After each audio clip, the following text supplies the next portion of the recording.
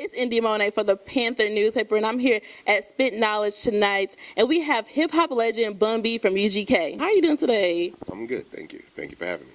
Yes, we're very thankful to have you. Okay, so I just want to know, what enticed you to teach about hip-hop culture and religion? Like, how do those two subjects come together to make a course? They come together more easily than most people think. It wasn't necessarily my idea. That wasn't something that I came up with. This course already existed on Rice's campus with Dr. Anthony Penn and the Circle Foundation. I was just brought in initially as an interviewee, should I say, just to be brought in as a part of the class, getting to know Dr. Penn, seeing the way the class was structured. I found it a very unique opportunity to have a very unique discussion within the academic world. He and I talked about some things, and they were kind enough to ask me if I would want to join them in teaching the class. At first, I was, of course, apprehensive about it, but I found that this would be a great opportunity to show hip-hop's cultural impact in a totally different way than it's been seen before. So, as they say, I strapped on my boots, and I took a chance, and, threw caution to the wind and leaned on my faith, and it ended up paying off. That's amazing. So, like, what is in the curriculum? Like, how do you put that together? What all goes into that? Well, without giving away too much, because one, we don't want people trying to duplicate the process, and two, it's obviously something that we don't want to give away necessarily in its full context for free, although there is an abridged version that's available as a MOOC for free online. Primarily what we do is, we define religion as a search for complex subjectivity, the search for, who am I, why am I here, these hard questions that help define who we are as human beings and individuals.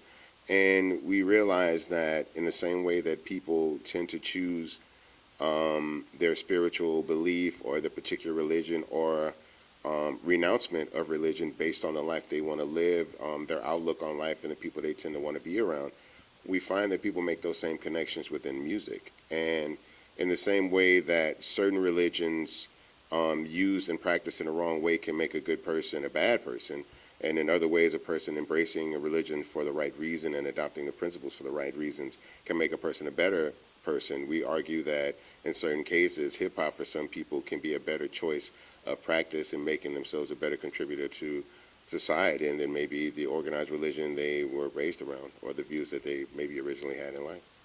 That's like really deep, very interesting. So being a hip-hop legend, I know music has changed so much from then and now. What are you listening to right now? Like, who do you like right now? I mean, I like what everybody else likes. I mean, I like Chance right now. I like Migos.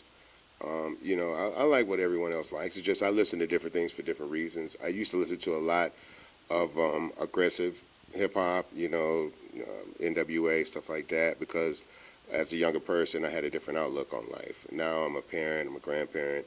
I don't have the same concerns that I did at 18 years old. I have different concerns. I have some of the same concerns about the community I live in and the conditions.